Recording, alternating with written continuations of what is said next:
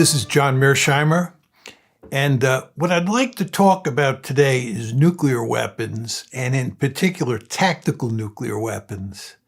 There have been a lot of reports in the press that the United States is very interested in, quote unquote, expanding its options when it comes to nuclear use.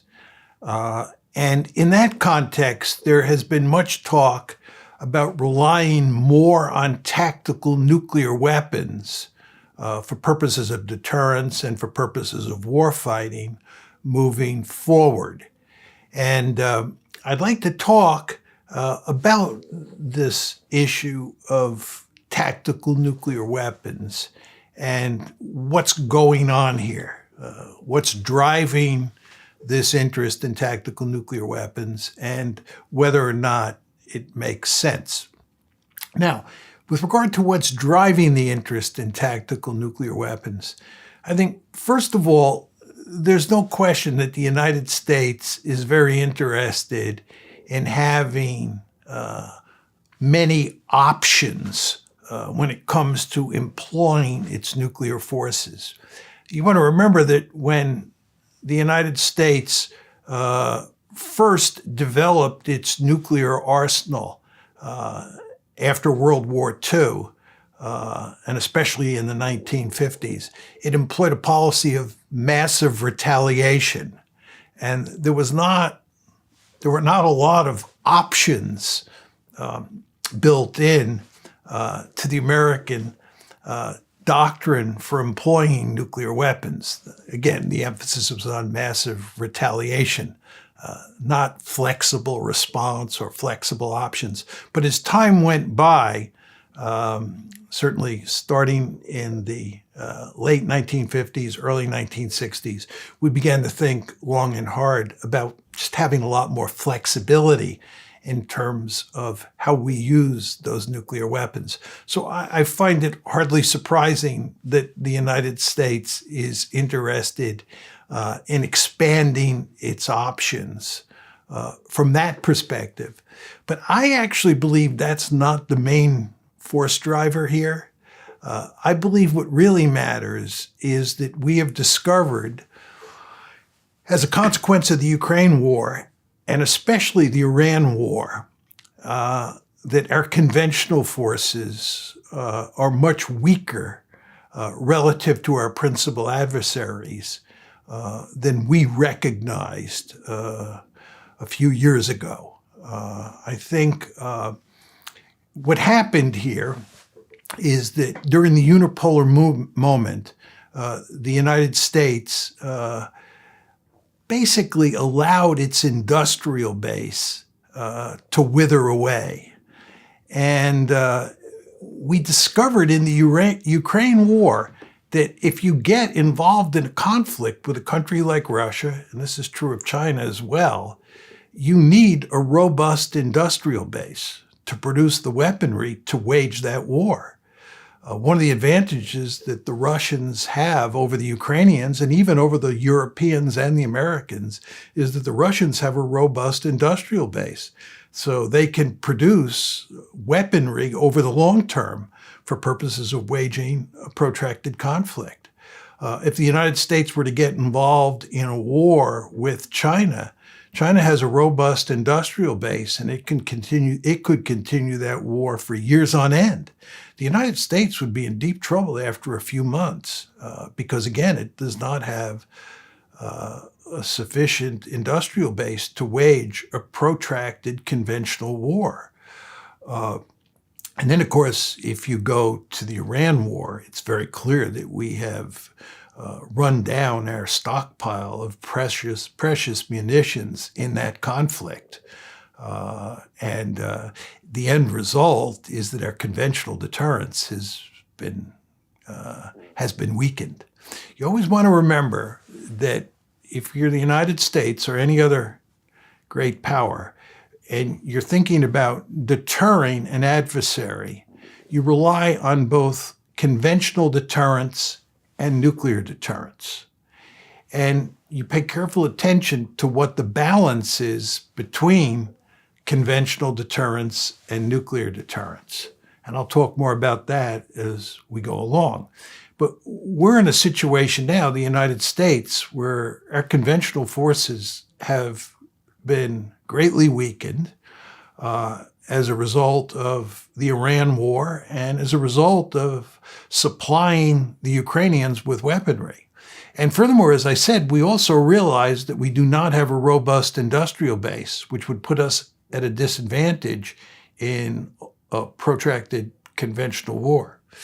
Right? So given that our conventional deterrence has been weakened, it's hardly surprising that people are now beginning to pay more attention to nuclear deterrence, because that's the way this works.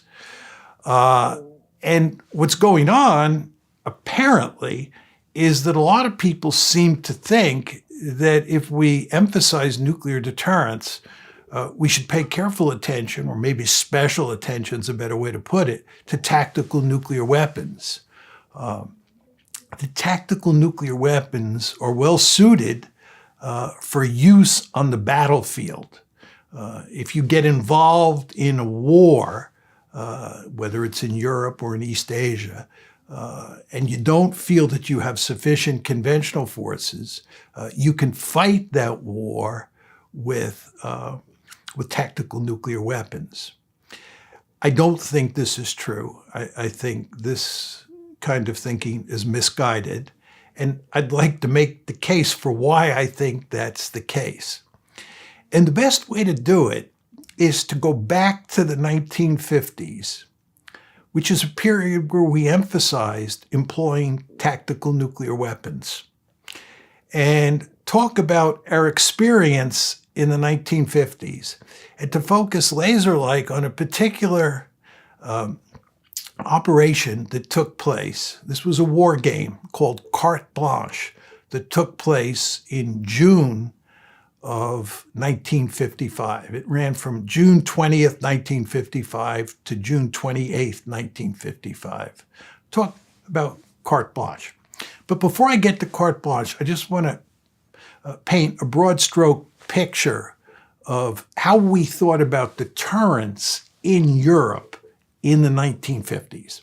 The United States and its allies, of course, were interested in deterring the Soviet Union. And when you talk about deterrence, it's important to understand that you also have to be concerned with warfighting, because deterrence might not work. Deterrence might fail, and if deterrence fails, then you have to fight a war. So the United States, throughout the 1950s, thought long and hard about how to deter the Soviets from attacking into Western Europe, and should deterrence fail, how to fight a war against the Soviet Union. Now, the problem that the Americans faced from their perspective was that the Soviet Union had a formidable conventional army. Remember, the Soviet Union played the principal role in defeating the Wehrmacht in World War II. So throughout the 1950s, most Western defense experts or Western policymakers viewed the Soviet military, and especially the Soviet army, as a formidable force. Furthermore, it's very important to understand that West Germany, which eventually became a key player in the NATO alliance, did not become a member of NATO until 1955, and it did not begin rearming until 1955. So from the period from 1950 to 1955, there was, in effect, no German army. Furthermore, the French were busy fighting against the Vietnamese in Indochina. You remember the famous Battle of Dien Bien Phu, which put an end to the French position in Vietnam, took place in 1954. So France was distracted in a very important way. There was no German military of any consequence. And the United States had limited forces in Europe, limited conventional forces. So what we decided to do in the 1950s was to deploy large numbers of tactical nuclear weapons to Europe and rely heavily on tactical nuclear weapons, not only for deterrence purposes, not only to deter a Soviet conventional attack, but for warfighting purposes as well.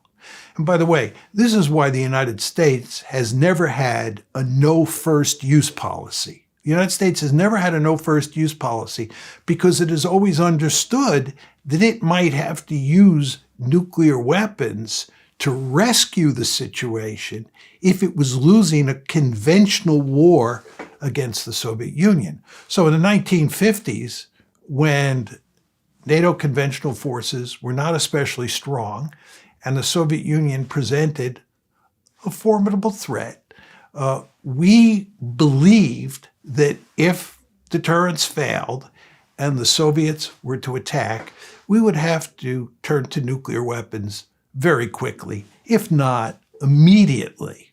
Right? So it's just very important to understand that tactical nuclear weapons were seen for much of the 1950s as a magic weapon. Now, what happened to throw cold water on this whole line of thinking was a war game that was run in mid-June 1955. This is called Carte Blanche. And we hypothesized a situation where the Soviets would attack with conventional forces. We would use nuclear weapons, tactical nuclear weapons, in response. And of course, the Soviets would use nuclear weapons of their own. Now, what happened in this war game? Basically, about 3,000 NATO aircraft from 11 different countries were employed in the war game. And about, I'd say, 335 nuclear weapons were employed. The usual range is 335 to 355. That's how many tactical nuclear weapons were employed in this war game.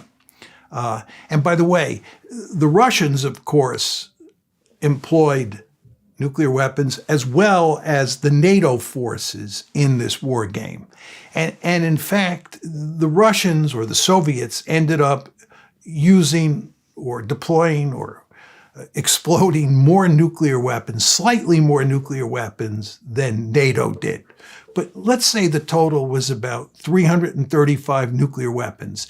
And the war was fought almost exclusively on West German soil. Now, what was the end result? The end result is that 1.7 million Germans died, West Germans died, and 3.5 million West Germans were wounded.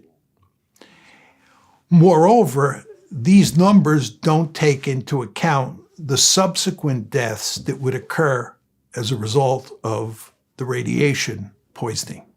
So you just want to think about that. You had a war game that went from June 20th to June 28th. This is 1955, the middle of the 50s. And it ended up with 1.7 million West Germans dead. What does this tell you?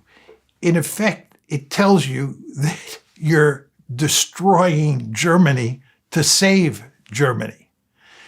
This operation, this war game, was viewed as evidence that it was hard to see how you could defend West Germany with tactical nuclear weapons without destroying it as a functioning country.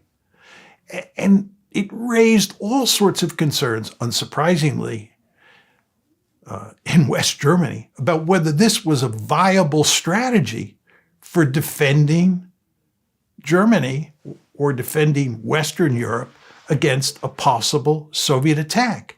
When people calculated how much destruction had resulted from this war game, it became clear to many people that given this level of destruction, tactical nuclear weapons did not make much sense. There was another dimension that came into play here that really mattered, and that's the issue of escalation. In the war game itself, it became very clear that it was hard to control escalation. And there is no question that it's hard to draw a clear line between tactical nuclear weapons, intermediate range nuclear weapons, and strategic nuclear weapons. And not only is it hard to draw that line, it's a slippery slope, so that once you